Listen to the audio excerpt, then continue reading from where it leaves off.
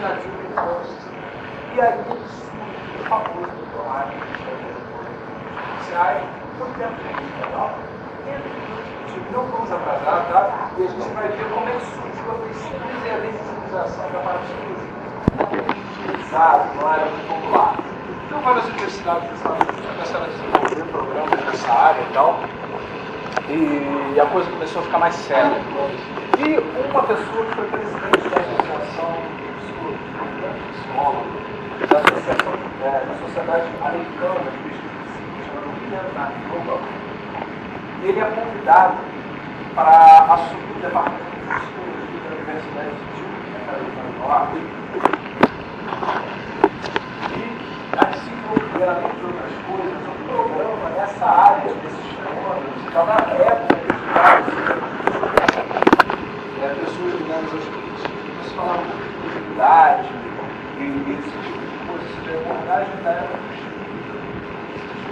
na época. Então, vai para a Universidade de Duke, que é uma grande universidade, uma das melhores universidades dos Estados Unidos. Vou botar aqui. Acho que inclusive está numa transparência.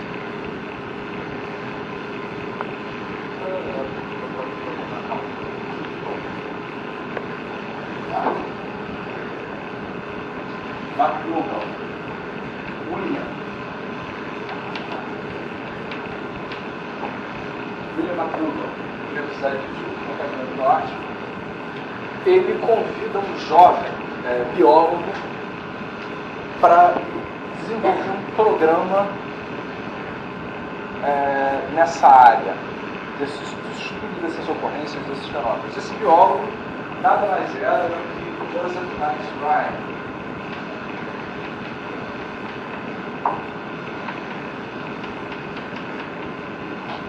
Ele já escrevia coisas sobre isso. E ele tinha uma atitude muito crítica em relação até o que já estava sendo publicado na época. Ele achava que tinha que ser pesquisa isenta, e tal. Ele e a esposa dele, Louisa Ryan,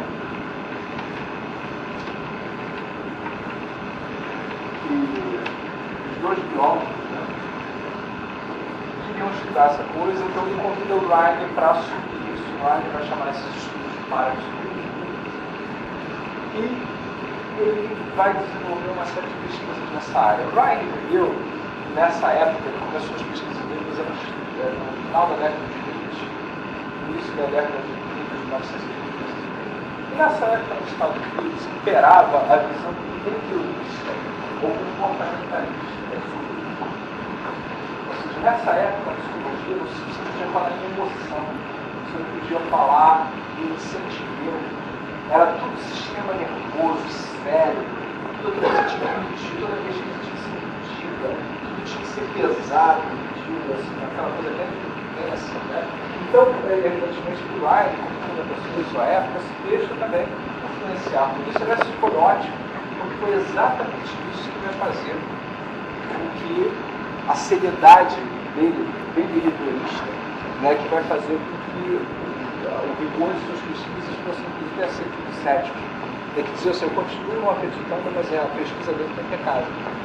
Né, porque ele foi extremamente cuidadoso em relação a isso. Né?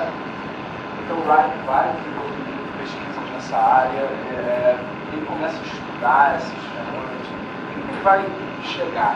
Né? Tem que fazer uma operação aqui para esse tipo.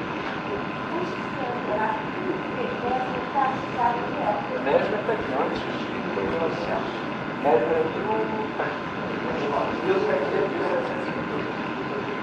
em 1770 e pouco, nessa época, nesse período. Então, o Ryan vai... Isso aqui é o seguinte, vocês entenderem que a pesquisa começou aqui. Depois eu vou falando de todos esses períodos aqui. Na medida que eu vou mostrando as outras transparências, as outras pesquisas, eu vou cobrir tudo isso. Isso aqui são períodos assim, que ocorrem viradas, eu vou voltar com essa transparência nos momentos para vocês situarem um pouco melhor. Então, Ryan Como é que ele vai fazer? Ele vai ler toda a literatura produzida pela pesquisa psíquica, pela Sociedade Britânica Americana de Pesquisa Psíquica, as pessoas iam lá investigar esses fenômenos. Ele vai lá, ele vai estudar, ele vai ver, conhecer pessoas que produziam fenômenos, inclusive sensitivos, paranormais, assim, e tal. E aí, o que acontece? Eu leio na literatura, eu leio que algumas pessoas são capazes de ler o pensamento de outra pessoa. Eu leio que parece que algumas pessoas são capazes de prever. Eu leio que algumas pessoas são capazes de saber que existe dentro do envelope fechado. Então ele falou, como que eu vou testar isso? Como é que eu vou trazer isso para o laboratório? Então ele desenvolve um baralho junto com um assistente dele chamado Paulo Simmons. Eles desenvolvem esse baralho. E eles dizem, bom, se a pessoa começa a falar de suas emoções, a gente vai chegar ao lugar da emoção da época. Né? Então a gente precisa preto e branco. Né? Cruz é cruz, não é o sentimento de emoção quando eu estou em causa. Cruz é cruz. Então, se eu acertar a cruz, é um ponto. Se eu não tenho a cruz, eu não tenho ponto nenhum. Então ele pensou numa regra bem básica assim. Né? Então ele desenvolveu um baralho de né?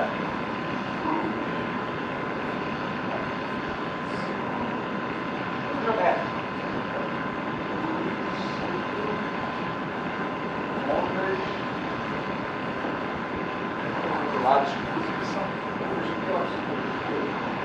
são fáceis de ser percebidos delas.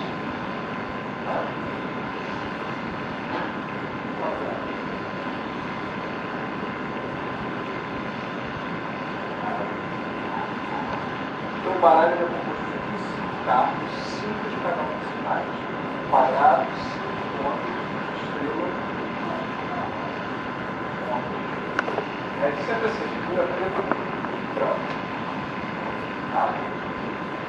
Então, aqui o Ryan também ele já partiu de uma outra abordagem. Ele falou assim, eu não vou pesquisar pessoas que são consideradas paranormais, eu vou pesquisar pessoas. Isso é muito engraçado, porque eu acho que parece que são morar aqui, quase que dentro do campo da cidade de Rio. Então, eu já conheço pessoas de idade. Eu perguntava no mercado, às vezes numa festa, qual você estava estudando para as coisas?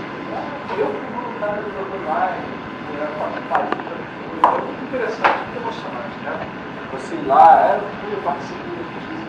Então, tem pessoas que nunca tinham manifestado nenhum fenômeno. Muitos que se perguntam, você já viu o futuro? Não. Você já leu a vida da pessoa? Não. Ele pegava alunos da universidade, pessoas assim, botava alunos, quem quer participar de uma pesquisa, as pessoas que participar. Né? Então isso já é uma grande mudança, porque ele já acreditava, aí que está uma outra coisa que nos interessa, que essas capacidades mentais são coisas que pertencem ao ser humano de uma maneira geral, que algumas pessoas elas parecem se manifestar de forma mais acentuada, né? Mas que na verdade é uma coisa que faz parte da natureza humana. Então Ryan acreditava nisso. O que ele fez? Os experimentos, por exemplo, premonição. O que seria premonição? Premonição seria a suposta antecipação. Ou seja, posso. Então, como é que eu vou provar que existe premonição? Então, as pessoas ficavam numa sala fechada, a prova de som,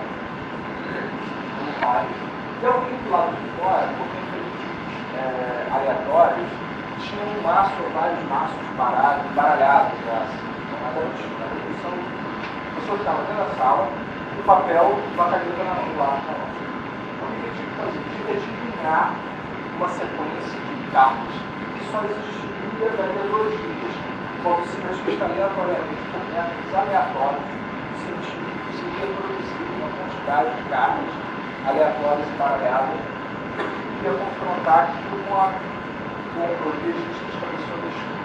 Então, dali a 1 hora, daqui a 10 minutos, interessava. Até por hora da precedência e outro significativo. O que eles faziam depois se pegavam e comparavam com a sequência das cartas. Agora, gente, é muito importante notar que não havia, por exemplo, manipulação. Havia mecanismos para embaralhar as cartas, só esse mesmo. Havia métodos estatísticos, que os estatísticos aí quem conhece, para arranjar sequências aleatórias. Logo que o computador começou a se desenvolver, como a Universidade de Physics, primeiro botou o computador para criar sequências aleatórias, que vai, então, não havia aquele negócio de alguém manipular a carta e aí conscientemente botar numa ordem. Não havia isso no design. A pessoa que estava lá para desenhar o futuro, eles foram passar uma prova de som com pessoas na porta montando guarda, os sete, que não tinham o menor contato com os experimentadores que iam produzir sequência aleatória. Então é muito importante a gente contar as ideias do experimento para mostrar que ele chegou a uma conclusão científica. E depois ele contava os resultados, né? Aí eles falavam numa tal de clarividência, né? Tudo a gente vai sistematizar, né? O que seria aquela evidência? A clarividência seria a possibilidade de você saber, por exemplo, que existe envelope no mar. Qual é a diferença da clarividência e da telepatia? A telepatia seria a comunicação mente a mente. E a clarividência seria a mente se comunicando com o objeto material. Se eu sei que existe dentro do envelope opaco, ninguém mais sabe, então não tem mente transmitindo aqui. Tem a minha mente sabendo que existe dentro do envelope opaco. Então isso é clarividência. Na telepatia não, é uma mente que transmite para outra mente.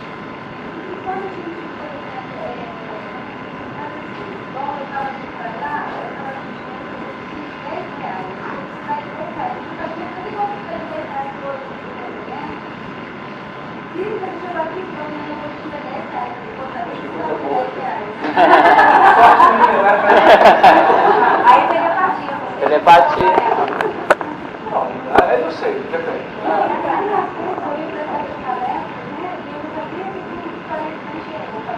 Gente, quando tiver o próximo curso é ela, vocês têm que contar atrás. Inclusive, quanto levar para gastar lá. Ainda bem que vocês me encontraram com ela, se eu levar um suquinho para cá. Estou brincando, tá? Mas isso aí poderia ser uma premonição, tá? E poderia ser por quê? Porque a gente, assim, aleatoriamente falando, a gente não pode dizer é isso, é aquilo, vocês têm que investigar a fundo a situação, tá? Mas então, essa é a diferença do clarividência e telepatia. Então, como é que ele fazia? A mesma coisa, a pessoa, por métodos aleatórios, o experimentador gerava uma sequência de cartas, né? Essa sequência de cartas ninguém via, o computador gerava, o máquina gerava, ninguém via para não ter telepatia, tá? E aí alguém lá trancado, amarrado numa sala com prova, amarrado, trancado, fechado, com parede, prova de som e tal, tentava adivinhar o que dentro do envelope X havia uma sequência de cartas. Qual círculo? Estava tentando estudar primeira quadrada, segunda quadrada, assim, depois comparavam os resultados que a pessoa escreveu e era o que eles fazem no envelope Sim. Só que a pessoa fazia isso centenas de vezes, não era assim um maço de cartas. Né? A pessoa no mínimo fazia isso algumas dezenas de vezes, né? Com dezenas de maços de cartas aleatórias misturadas. E no final analisava-se o resultado e analisava-se estatisticamente. Estatísticos dos matemáticos sabem que você pode saber o quanto que é esperado pelo acaso e o quanto que ultrapassa o acaso.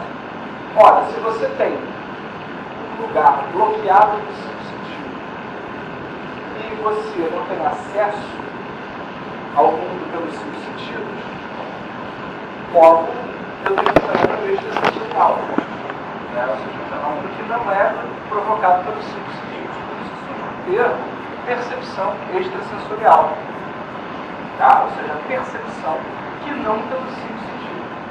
Brian conseguiu isolar a pessoa pelos cinco sentidos e mesmo isolada pelos cinco sentidos, ela continuava sabendo do que acontecia de fora. Tá? Vou simplificar, vou ficar falando de detalhes de experimento, isso é para vocês lerem os livros, inclusive o livro Estado Não Assombrado, eu falo lá no Estado do Chile, mais do que isso e tal. Tem livros que eu vou indicar para vocês também que falam sobre esse assunto. Mas é isso que ele fez, com cartas, só que com todo um aparato científico, método estatístico, com toda uma equipe trabalhando com ele. Então ele chegou a identificar o que ele chamou de percepção extrasensorial. Tá? Vamos começar a sistematizar aqui nesse método. Aquilo que a gente chama de paranormalidade, Brian chamou de psi. Tá? Lembra? Psi é igual a paranormalidade. O que é psi? Seria a capacidade da mente de tomar conhecimento, de interagir com o seu ambiente, de tomar conhecimento, de interagir com o seu ambiente por outros meios que não os cinco sentidos do aparato motor. Porque como é que a gente interage com o mundo? Pelos sentidos e com o nosso aparelho motor. Eu ouço alguma coisa, eu vejo alguma coisa, eu cheiro alguma coisa. Ou então eu bato em você, te abraço, eu estou interagindo com você. Então eu uso os 5 sentidos e um aparelho motor. Agora, se eu estou numa sala à prova de som, onde eu não posso usar os meus sentidos, eu continuo sabendo o que está acontecendo lá fora, então eu tenho uma percepção extrasensorial. Então, em si, é a capacidade de um organismo de interagir com o ambiente por meios outros que não os sensórios motores conhecidos. Ou seja, a percepção dos 5 sentidos do aparelho motor. Né? Essa capacidade tem 2 vertentes. Uma chama-se percepção extrasensorial. É a capacidade de você perceber coisas que não pelos 5 sentidos que a gente conhece. Né? E um outro fenômeno que ele começou a pesquisar, disse que ele pesquisou primeiro as cartas, né? Tal, ele pesquisou a clarividência, pesquisou para pessoas, ele também não telepatia. Ele não pesquisou telepatia.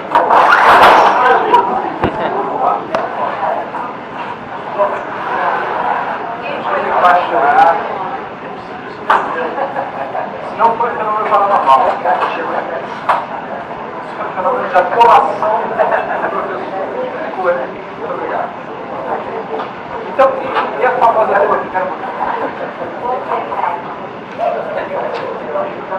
agora é só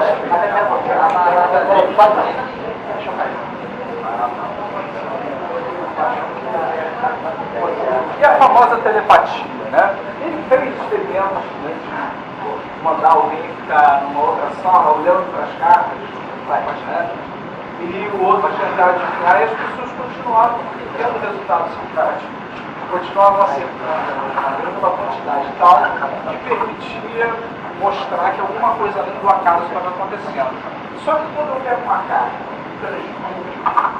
e você acerta, será que você acerta? Porque a minha mente mandou para a sua, ou porque você pegou a informação direta da carta? Então Ryan não deu essa telepatia. Ele, na época dele, ele não tinha como separar, hoje existe a telepatia da clarividência. Se eu pego direto da carta, é clarividência. Se eu pego da sua mente, é telepatia. Ele fez experimentos de telepatia usando as cartas. Só que acontece que ele não sabia diferenciar. Porque quando alguém transmitia, ele chamou experimento de percepção extrasensorial geral. Então, onde você não sabia qual delas estavam envolvidas no processo.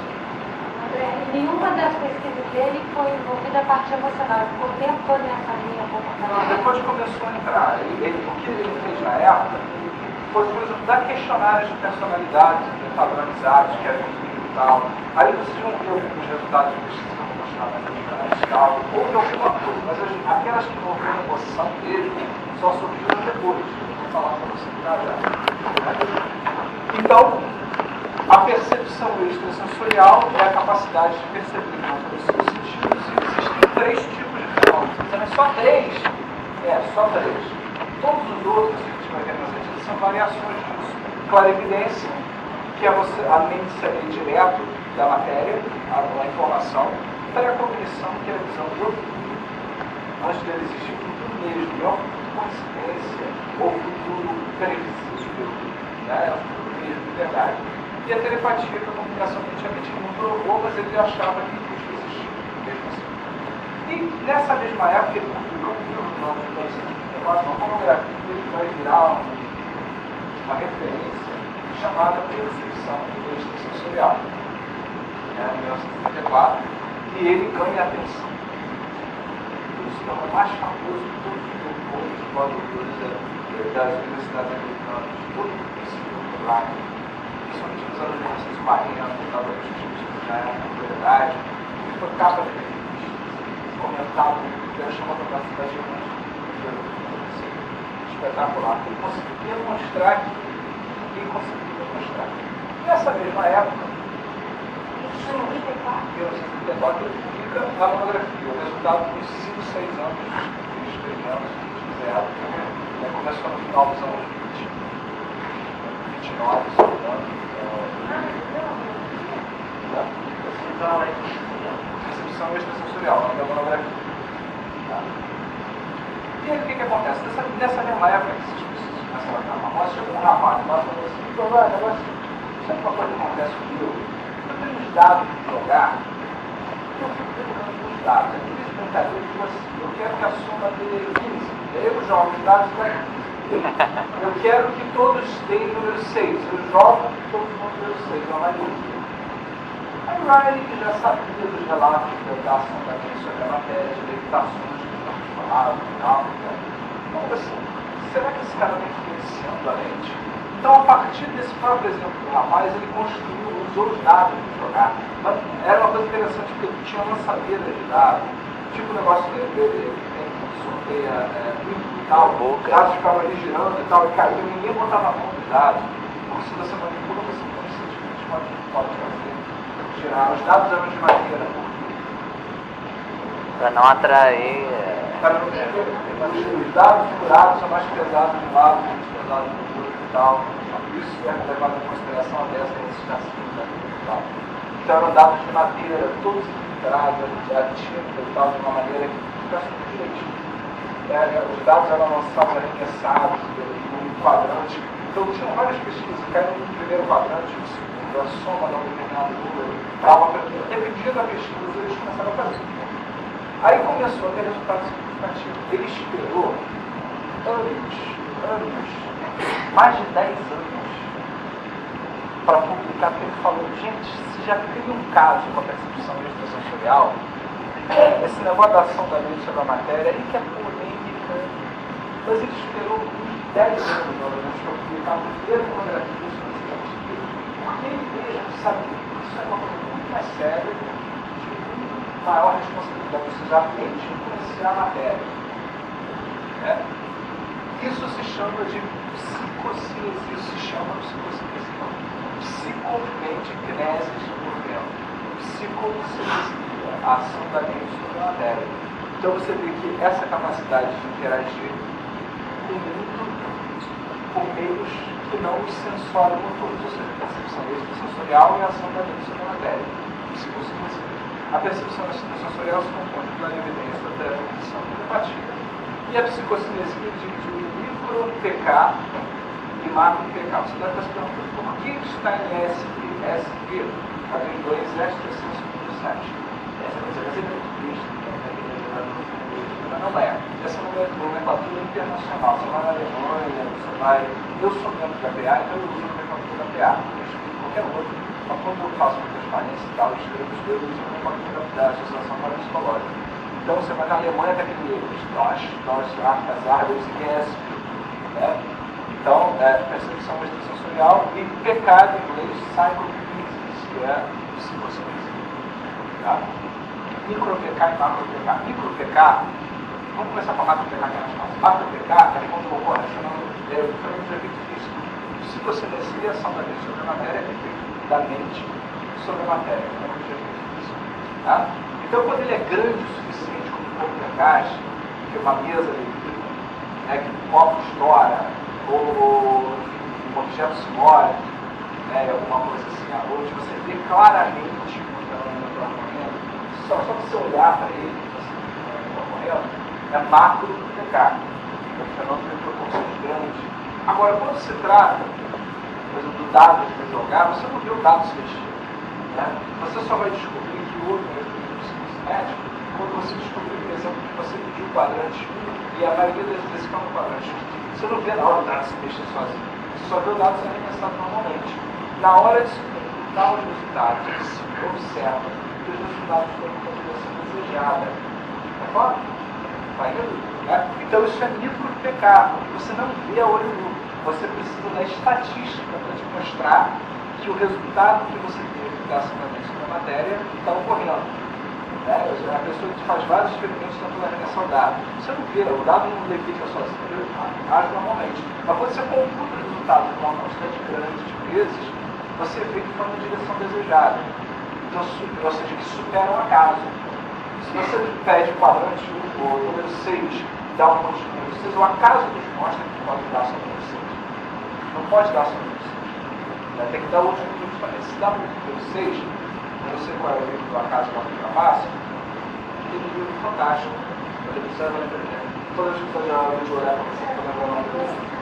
Hernani Guimarães Andrade, para psicologia experimental. Teve todo o método de pesquisa experimental de Ryan para você fazer, usando cartas dados de jogar, desde todo o pensamento. Isso é pensamento do Fritz, é só mesmo, né? O pensamento do Fritz do mesmo dono.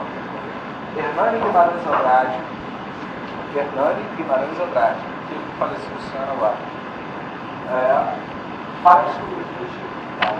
Tem todo o método. Não tem sentido entrar nisso aqui, que é o nosso objetivo, que é aquilo que falar para vocês e tal. Lá está todo o método de teste de clarividência, de telepatia, o método do Ryan. O livro também do para psicologia experimental. Experimental. Não, eu não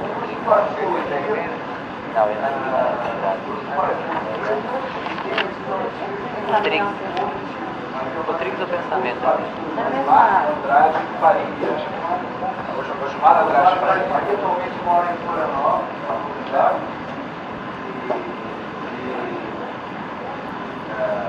tem um plano dele é que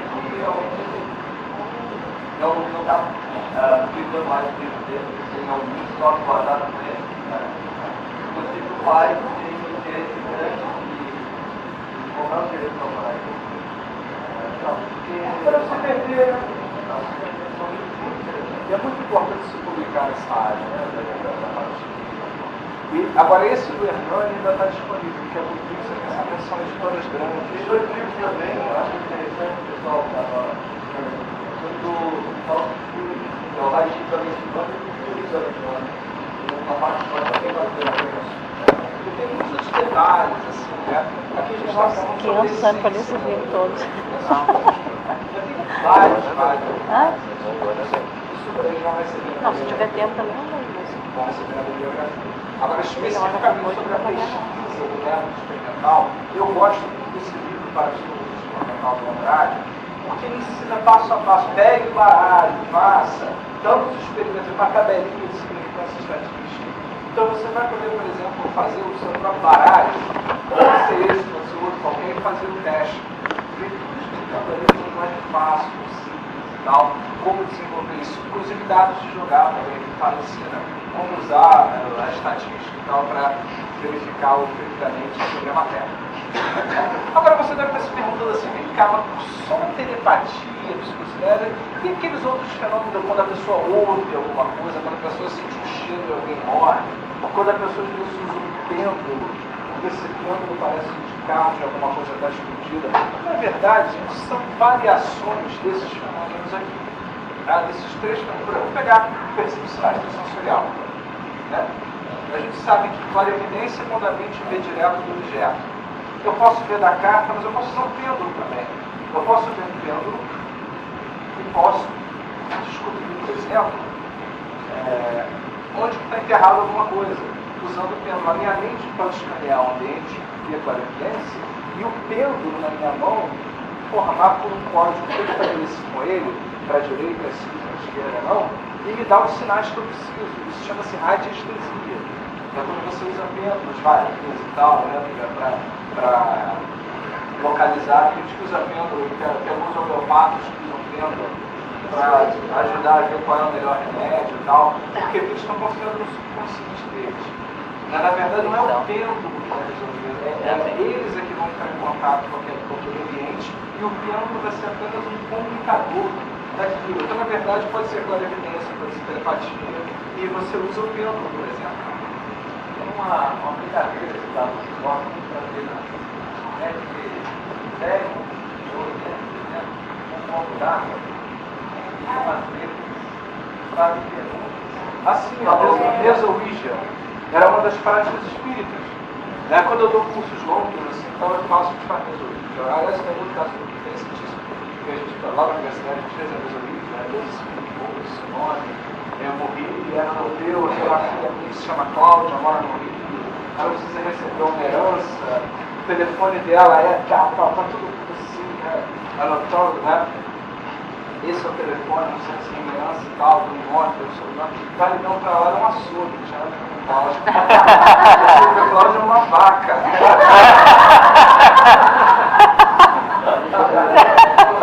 Não, no sentido normal. A vaga tinha dado claro. Pois é. Não, e vai.